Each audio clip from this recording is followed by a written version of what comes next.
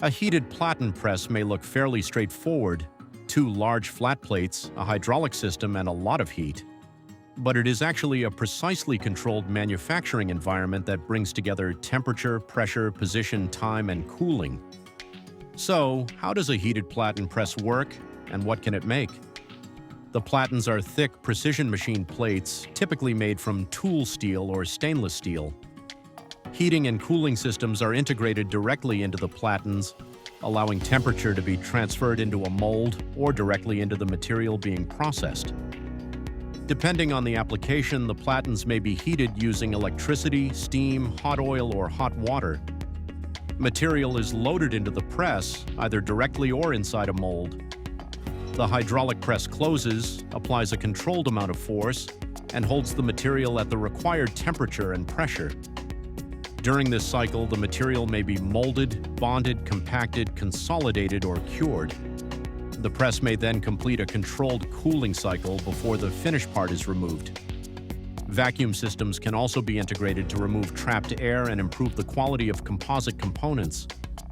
That combination makes heated platen presses useful across an unusually broad range of manufacturing applications.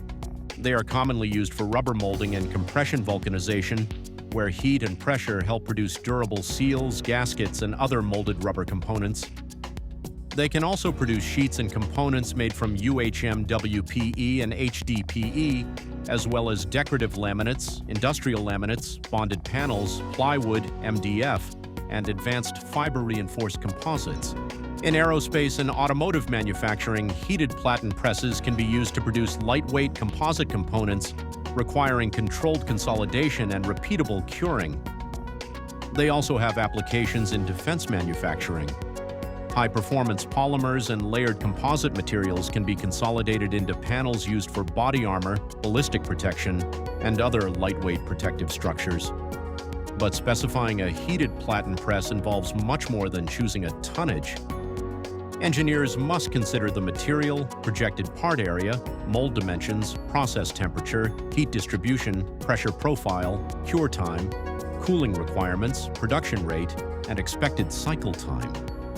Platen flatness and temperature uniformity are especially important. Uneven heat or pressure can lead to inconsistent curing, poor bonding, dimensional variation, or rejected parts. The press must also provide enough bed area, stroke, and daylight for the largest expected tooling. Multi-zone heating can improve temperature control, while multi-daylight presses can process several molds during the same cycle. Automated loading and unloading, quick-change tooling, vacuum enclosures, data acquisition, and recipe-based controls can also be added as production volumes increase. Ultimately, a heated platen press is not simply a hydraulic press with hot plates. It is a complete thermal and pressure control system engineered around a specific material and manufacturing process. Because the real measure of performance is not how much force the press can produce. It is whether the entire process can be repeated accurately, part after part.